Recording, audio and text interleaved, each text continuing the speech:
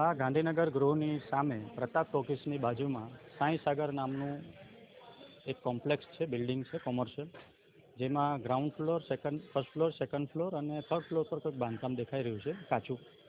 આ બિલ્ડિંગને જૂન મહિનામાં fire department દ્વારા નોટિસ આપવામાં આવી હતી કે બિલ્ડિંગમાં ફાયર પ્રોટેક્શન સિસ્ટમ વસાવવાની છે અને જીવન સુરક્ષાને વસાવવાની છે. કારણ કે બિલ્ડિંગની અંદર લગભગ 30થી 40 જેટલા યુનિટ, એટલે અલગ અલગ પ્રકારની દુકાનો છે, કપડાની દુકાનો છે, અલગ અલગ પ્રકારના વ્યવસાય ચાલે છે.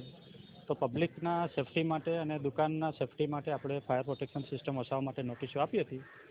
જૂન મહિનો ગયા છતાં પણ જુલાઈ મહિનાની આજે 18 તારીખ થઈ ગયા છતાં પણ એમણે કોઈ પણ પ્રકારનો જવાબ આપ્યો નથી, ના કોઈ એમણે ગંભીરતા દાખવી છે બિલ્ડિંગમાં.